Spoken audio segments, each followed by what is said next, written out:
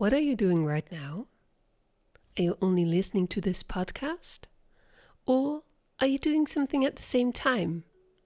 Driving, cooking, cleaning, walking? And where are your thoughts? Are they with the podcast or are they wandering off to some other place? Honestly, you can tell me. To find focus is something pretty hard in our society, and for some people it's even harder than for others. That's at the heart of this week's episode.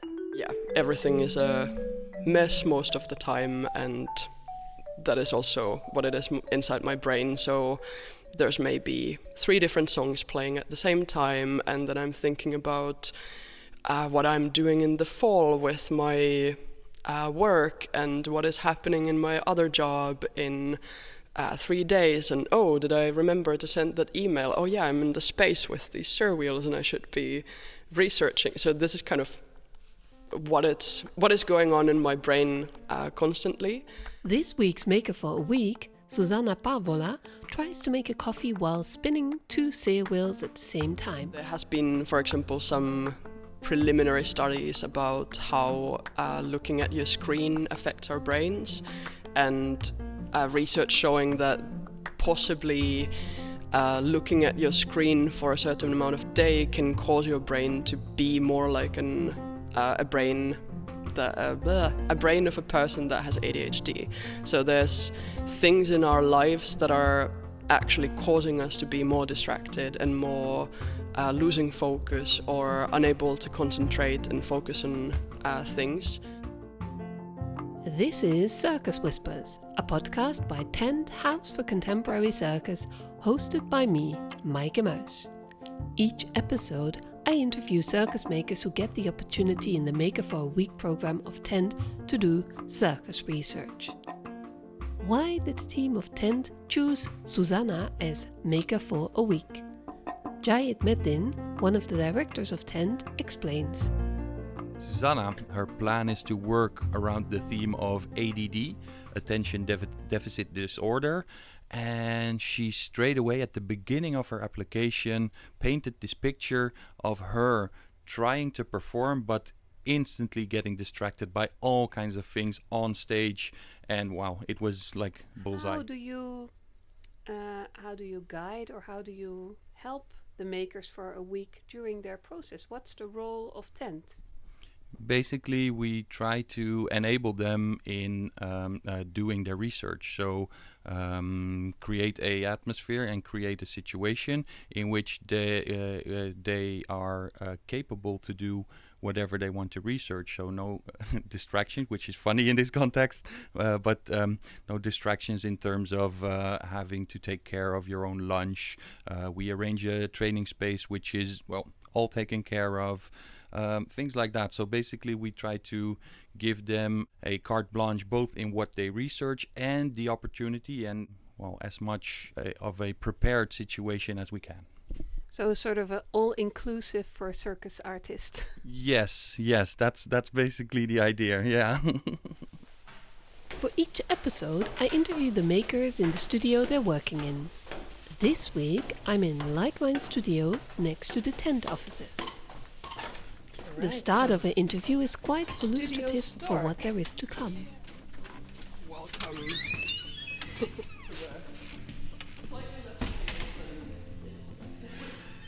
Sorry, slightly? Less than it was yesterday. It looks super clean. Yeah, I tried to. I see no chaos at all.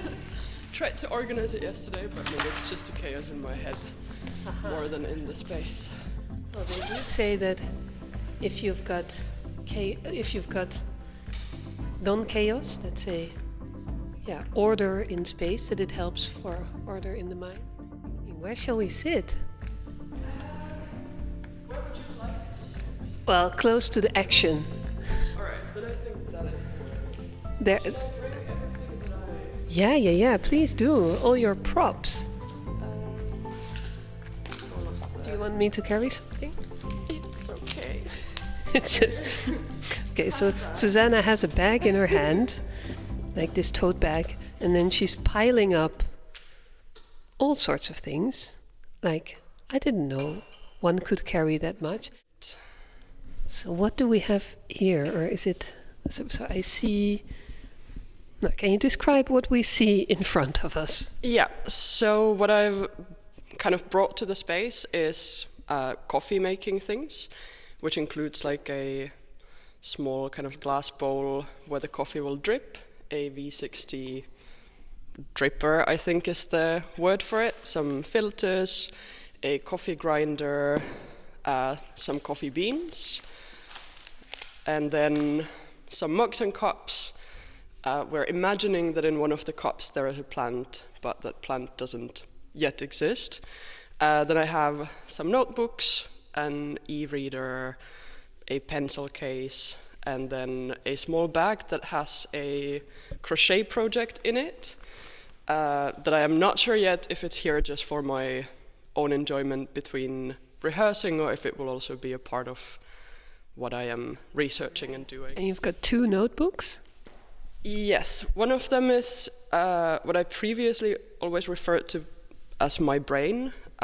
It used to be my calendar, have all of my notes, anything that I had to remember or note down or think about used to be in this notebook. Nowadays I've learned that actually it's better if I do all of that on my phone, so I have just a Google Calendar where everything about my life is stored in. And then the notebook is more for thoughts or notes or things I want to write down. And so also for this week it kind of works as my journal and to-do list or task list. And then I have another notebook that is really just for the artistic creative work and kind of making mood boards or mind maps or thinking through things. And we're sitting next to not one, Right. but 2 Cyr-wheels. Yes, so I made the mistake of bringing 2. It was quite the journey from Rotterdam here in the train and metro and dragging them around. I bought like these boodschappen trolley things so that the transport would be easier, which it was a little bit, but not really. Before we dive further into her research, I'm always wondering how people fell in love with circus. That's a good question.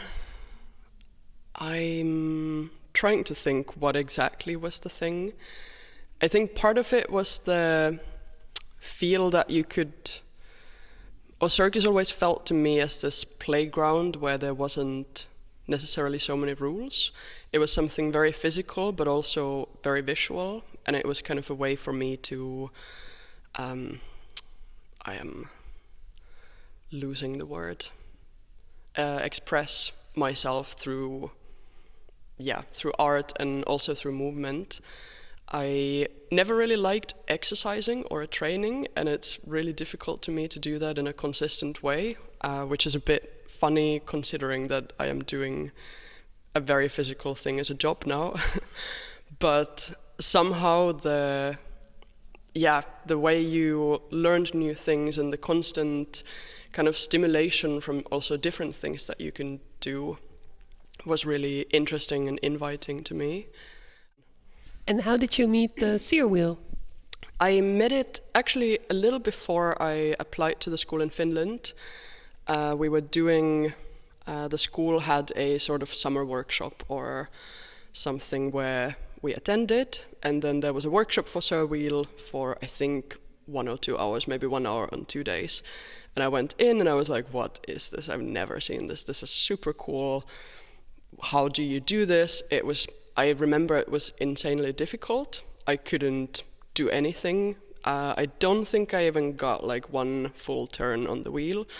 My mom lost her toenail because she crushed it with the wheel. And this was my first touch with the Cyr-wheel. And then I got into the school and immediately started being like, who can teach me the Cyr-wheel? What is it? I want to know more. This is amazing. For some reason, it's really calling to me.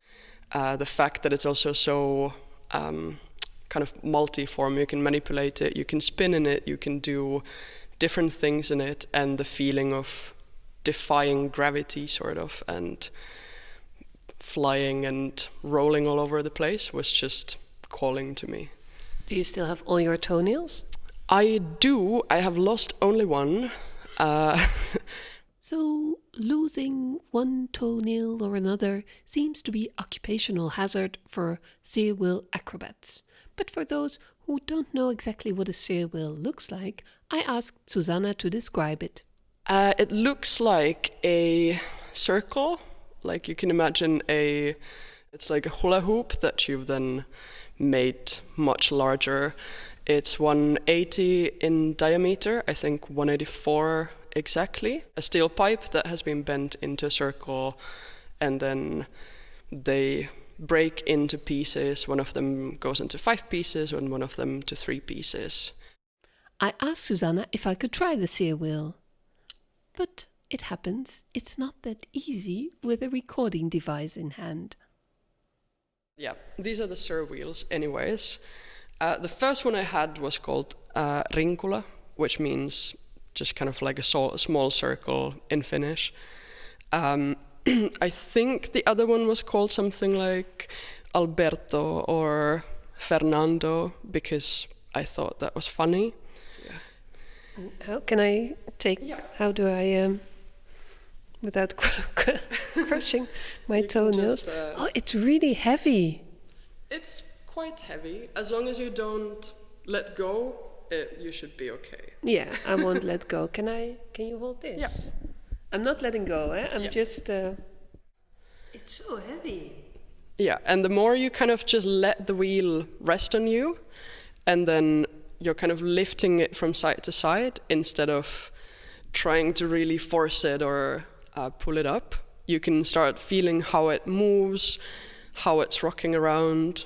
Yeah, this looks a lot more natural already. Let's dive into the research question of Susanna. I am researching, I don't actually remember now my research question, which would have maybe been very good to write down. But basically, I got diagnosed with ADHD in almost a year ago. And before that, I had done this is a very weird sidetrack story into the research topic, but I feel like that's also kind of on the theme. But I had done a self-portrait in school about how I am very bad at multitasking. And in that I was doing everything on stage at the same time, trying to bad multitasking because it never works. And then later I realized, oh, actually, this is ADHD. And it got diagnosed and I kind of got confirmation like, oh, okay, so it's not just like me, but I mean, it is still me, but there's something else behind this. And from ADHD also stems, so what it stands for is,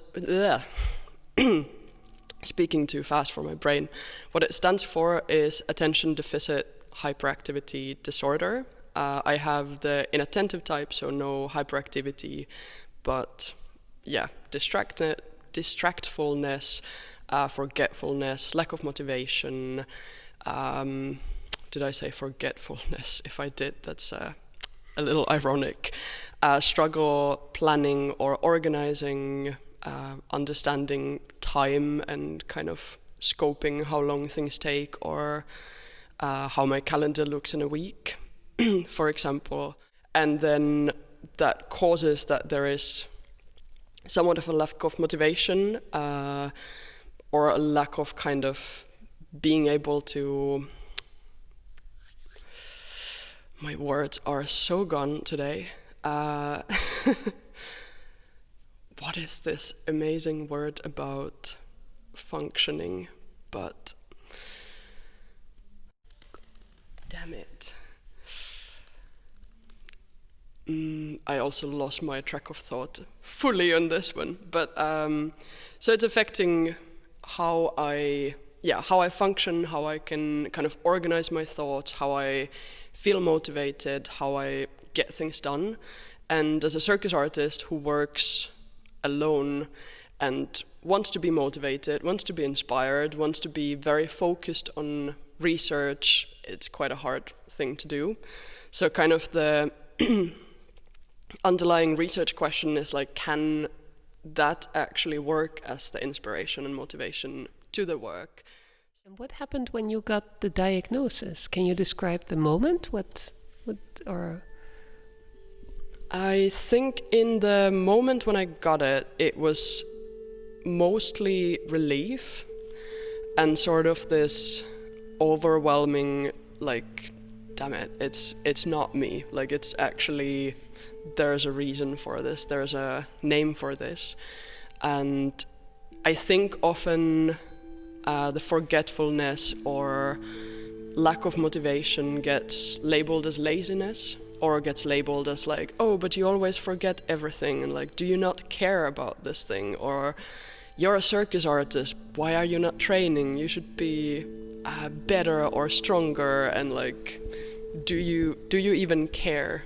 Is often not necessarily even what people tell me, but it's also how I feel about myself. I'm like, maybe I'm just lazy. Maybe this is just how I am.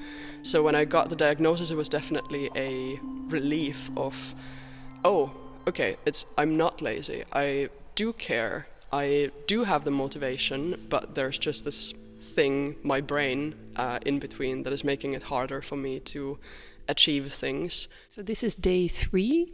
What have you been doing? The first day I arrived, I didn't really have anything but my cyr-wheels here yet. So I was mainly doing physical research on those, seeing how I can manipulate them, what all is possible with 2 wheels. Is anything possible with 2 wheels? How closely can they work together?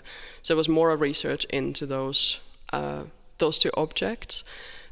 And what did you find out? They can work together. When one wheel runs off from me, it is very difficult to run after it when you're also holding on to another wheel. So there was a few close calls when I realized that I need to run, but I can't run because I'm also holding on to a 15-kilo steel ring that will fall. So there's definitely some things that were harder than others. It was also a great moment to kind of research this. Okay, I have 2 wheels on the space. I really want to do them because I feel like I have been given the space and this possibility. And here I am in the studio, sitting on a chair, looking at my 2 wheels and thinking that, oh, I should be doing something, while I'm not actually doing anything.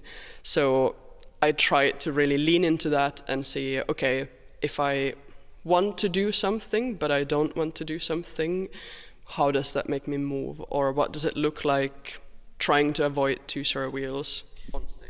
And what's the plan of today?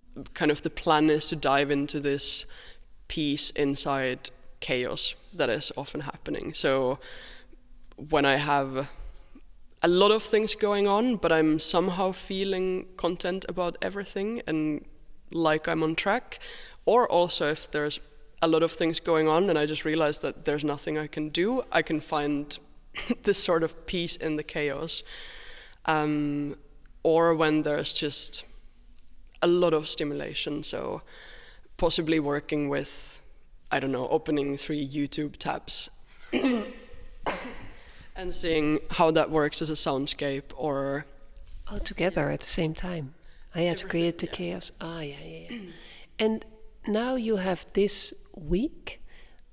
What will happen afterwards? How will you continue? Do you have a plan? I do not have a plan. But for this research, I don't actually have a plan. It's been kind of this passion project in my mind, where I always thought, oh, this is something that I want to do maybe one day, but I'm not sure how. And then after I got the diagnosis, it changed into, oh, but now it's actually more directly and clearly about this one thing, and that also kind of added into the fire of like, oh, maybe this is an important thing to do, and maybe this is something a lot of people can relate to. But I don't have any plans for it at the moment. It might be something that I want to take further. It might be something that I want to leave for now and be like, maybe next year or maybe a little later. I don't feel like I'm ready for it. So this residency has kind of provided this opportunity to try out things and see what arises from this. What arose from this week of research? What I saw a few days later during her presentation was another way of looking into the life of someone dealing with ADHD, which is, strikingly enough, or at least to me, really relatable to any person living in modern society. We heard several YouTube voices overloaded with talks on calm, with Susanna hustling and bustling and moving her cyr-wheel around whilst trying to make a coffee. Just like us. We're overloaded with input every single second of each day, and the fragments of peace we find in between all that. I asked Benjamin Kuitenbrouwer, housemaker of Tent, how he experienced Susanna's presentation. I know that Susanna deals herself with attention deficit disorder, ADD, and so this piece was very much inspired by that.